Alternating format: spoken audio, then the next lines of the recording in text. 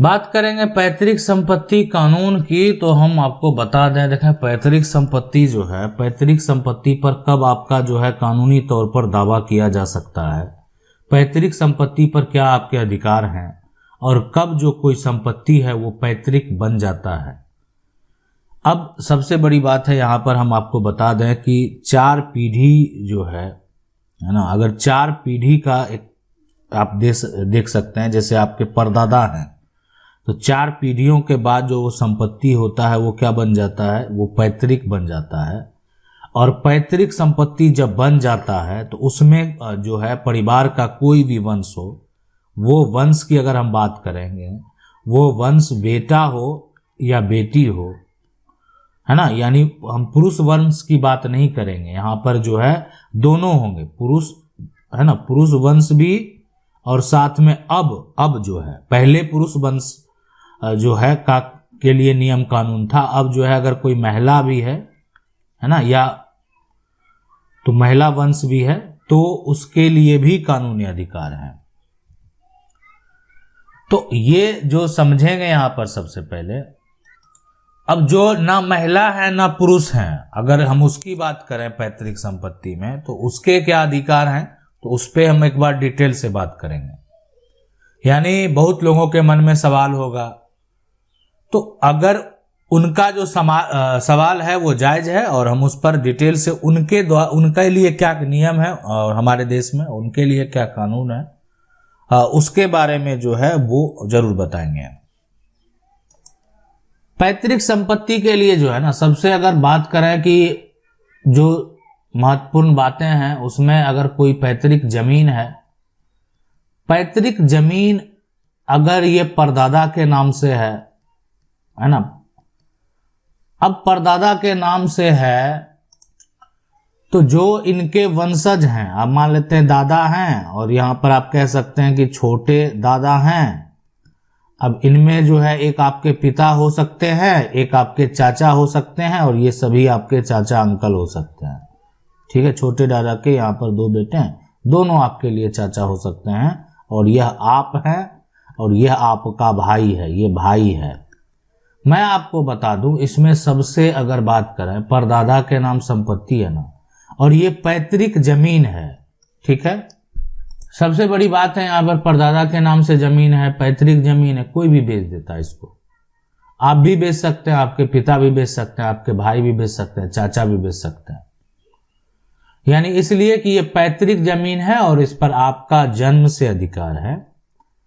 और इस संपत्ति को बेचने का आपके पास अधिकार है।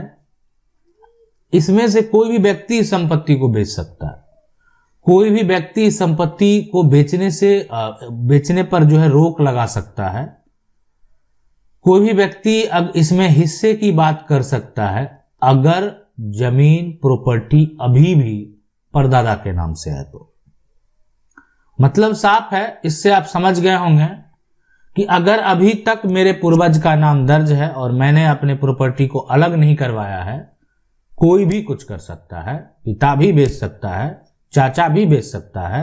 भाई भी बेच सकता है, आप भी बेच सकते हैं, आपके छोटे दादा अगर जीवित हैं वो भी बेच सकते हैं, दादा जीवित हैं दादा भी बेच सकते हैं। इसीलिए कि वो संपत्ति जो है वो आपकी पैतृक संपत्ति है और पैतृक संपत्ति को बेचने का अधिकार जो है यहां पर सभी को है, इसलिए कि सभी उस संपत्ति के उत्तराधिकारी हैं, किन्हीं का अपना पर्सनल दावा है नहीं। पैतृक संपत्ति कानून जो है, अगर उसमें बात करें कि कोई भी संपत्ति पर जो है, कोई भी संपत्ति से उस पर बेदखल नहीं किया जा सकता है। आप किसी अपने बेटे को घर से नहीं निकाल सकते हैं, आप अपनी बेटी को जो है घर से नहीं निकाल सकते हैं, आप अपनी मां को भी घर से नहीं निकाल सकते हैं, आप अपनी जो है सबसे बड़ी बात है और कहें दुखद बात है तो यानी ये तो मान लेते हैं बेटी को बेटा को, यहाँ पर बेटी बेटा साथ में माँ है पिता है इन सभी को, लेकिन अपनी पत्नी को वो निकाल सकते हैं। मतलब उस पत्नी का, अगर कोई व्यक्ति के पत्नी है तो पत्नी का कोई भी पैतृक संपत्ति पर दावा नहीं होगा, उनके बच्चे का होगा, उनकी जो एक तरह से बीवी है उनका नहीं होने वाला, उनकी जो वाइफ है उनका नहीं होने वाला है। अब है कि उनका कहाँ अधिकार होगा, तो उनका अपने पिता के संपत्ति में अधिकार कानून दिया गया है, कानूनी रूप से अधिकार दिया गया है कि आप अपने पिता की संपत्ति में अधिकार लीजिए। तो ये हमारे देश का कानून है, ये हमारे देश का नियम है।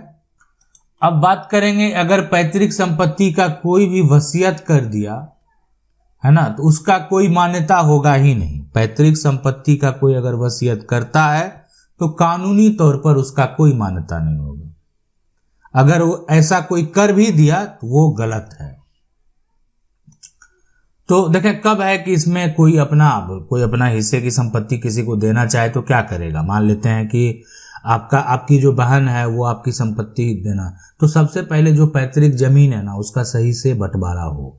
रजिस्टर्ड बंटवारा हो, जमीन का सारा टुकड़ा सभी के नाम पर ट्रांसफर हो। जिसके नाम ट्रांसफर हो चुका है, रजिस्टर बंटवारा का डॉक्यूमेंट है, तो वो अपनी संपत्ति जो है अपने परिवार के सदस्य को दे सकता है। मतलब कोई बहन है वो अपनी संपत्ति अपने भाई को दे सकती है, यानी वो अपना जो बहन है वो हक त्याग पत्र जो है वो तैयार करवा सकती है और जो अपना हक है उसको त्याग कर सकती है। तो इसीलिए जो ये हमारा कानून है पैतृक संपत्ति को लेकर, इसमें बिना, जब संपत्ति परदादा के नाम से है उस समय अगर कोई बंटवारा कर दिया ना, तो हमारा कानून ये कहता है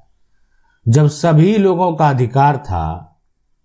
मतलब पैतृक संपत्ति परदादा के नाम से जमीन है और उसका वसीयत कर दिया, तो हमारा कानून क्या कह रहा है कि जब सभी लोगों का अधिकार था तो बिना हिस्सा मिले, बिना बंटवारा हुए आप वसीयत कैसे कर सकते हैं। आपको कैसे पता है कि ये संपत्ति आपकी है। ऐसा तो कोई बंटवारा हुआ नहीं, ऐसा तो कोई समझौता हुआ नहीं। तो अगर ऐसा हुआ नहीं तो ऐसा आपका बंटवारा का कोई मान्यता नहीं है। अगर आप कहीं भी चले जाएं और अगर आपकी पैतृक संपत्ति है और आपका कोई भी बंटवारा नहीं हुआ है, आप मौखिक बंटवारा के तौर पर जो है एक तरह से रह रहे हैं और मौखिक तौर पर अपना दावा पेश कर रहे हैं, तो ये सरासर गलत होगा। यानी कानूनी तौर पर अगर बंटवारा किया भी जाएगा तो जितनी आपके प्लॉट हैं उसके सभी, अगर 4 हिस्सेदार हैं तो 4 टुकड़ों में बांट दिया जाएगा। आप अगर अपना हिस्सा का सहमति प्रस्तुत कर सकते हैं तो कर सकते हैं, है ना। पॉसिबल है कि आप उस बात के लिए कि ये टुकड़ा एक भाई लिया, दूसरा टुकड़ा दूसरा भाई लिया, तो इससे सहमत है तो ठीक है, नहीं तो कानून क्या करेगा, सभी का बराबर हक है। तो आपका प्लॉट छोटा ही क्यों ना हो उसको 4 टुकड़ों में बांट दिया जाएगा। तो ये है पैतृक संपत्ति के नियम और कानून। आशा करते हैं वीडियो अच्छा लगा होगा। वीडियो को लाइक जरूर कर दें। चैनल को पहली बार देख रहे हैं सब्सक्राइब करके जो बेल आइकन है उसको जरूर दबा लें। मिलते हैं अगले वीडियो में, तब तक के लिए जय हिंद।